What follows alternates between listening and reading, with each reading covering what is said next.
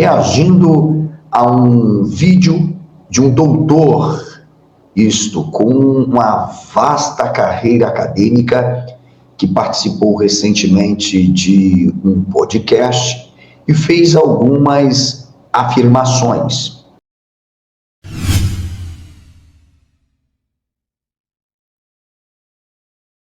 O universo é jovem, o universo é antigo, né? O universo é antigo, as evidências apontam para o universo antigo, um universo de bilhões de anos, e esta perspectiva é absolutamente condizente, coerente com a interpretação literal da Bíblia. Quanto à Terra ser antiga, não vou aqui entrar nessa discussão. Isso aí é coisa para o Herbelin, para o biólogo Henrique, para outras coisas. Agora, observe que ele fez uma afirmação que é coerente com a interpretação literal do Gênesis. Mas espera aí.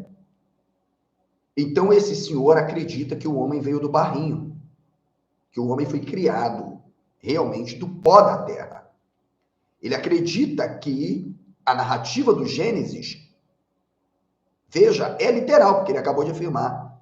Então, ele acredita que o enunciado de Gênesis 1, que nós chamamos Breshit, Perek Ahat Pasuk Ve'ahat, capítulo 1, verso 1, é literal.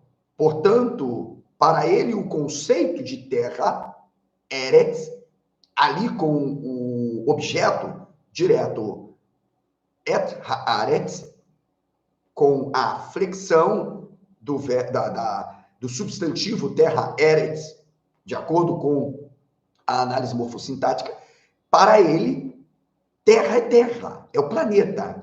Então, primeiro, a perspectiva do senhor é afirmar que Gênesis 1:1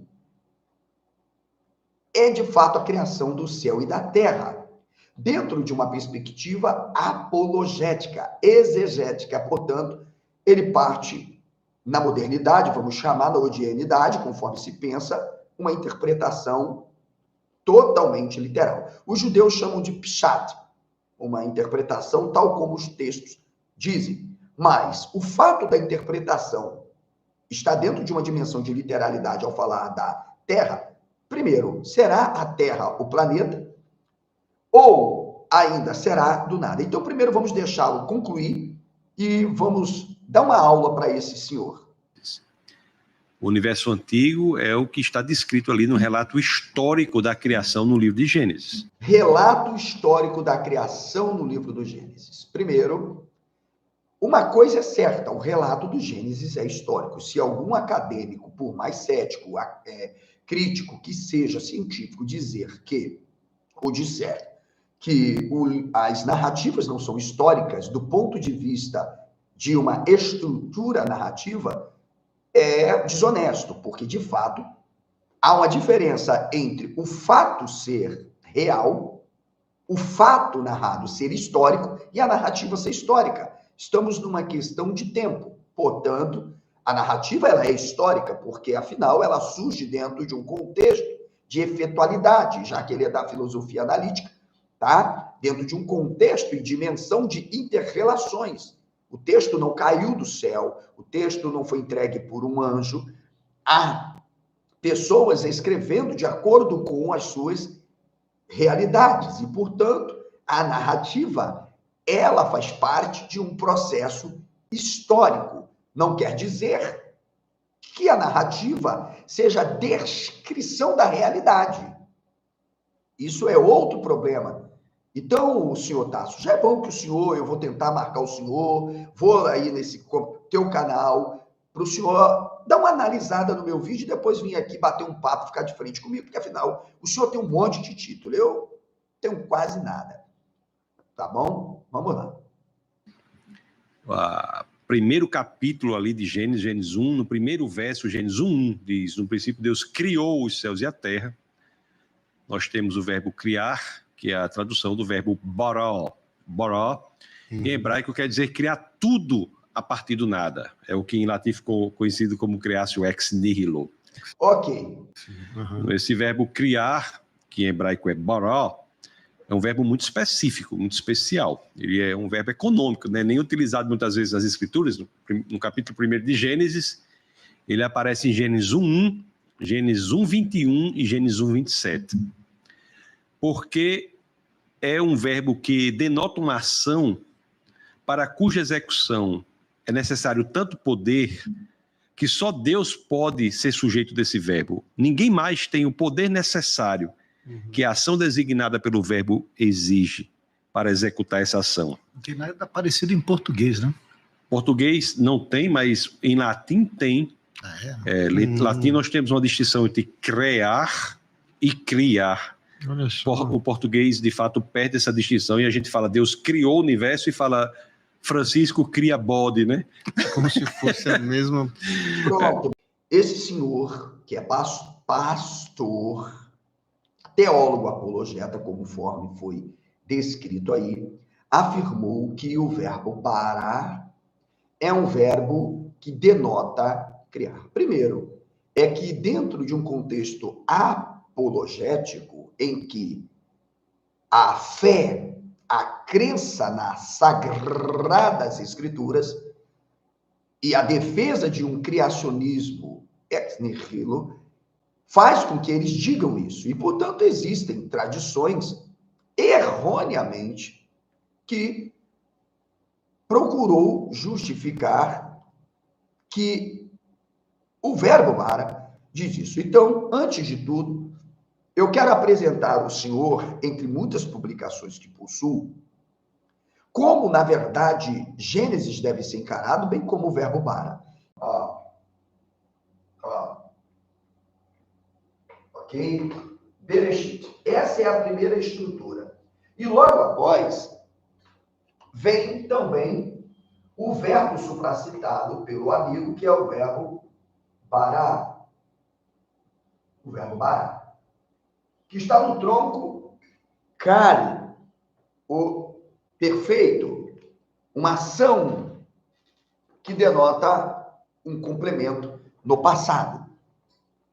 Mas, como o hebraico é diferente de muitas línguas, mesmo semíticas, você tem os troncos verbais, no meu curso de hebraico eu vou ensinar, e você tem outras modalidades do próprio verbo a partir de sua estrutura triconsonantal, pois formado por 3 consoantes. A gente explica sobre isso depois. Então, veja, na minha abordagem, nós iremos explicar isso, tá?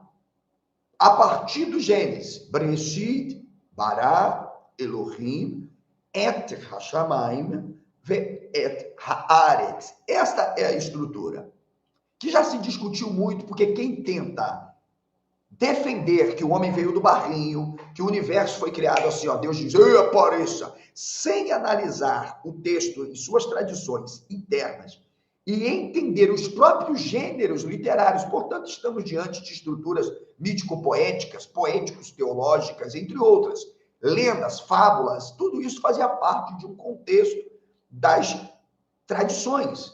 O texto a seguir irá nos permitir desenvolver não apenas a noção de mito, bem como responder à questão primordial da criação do novo, a partir do verbo bara. Então, pronto, eu já enunciei a proposta.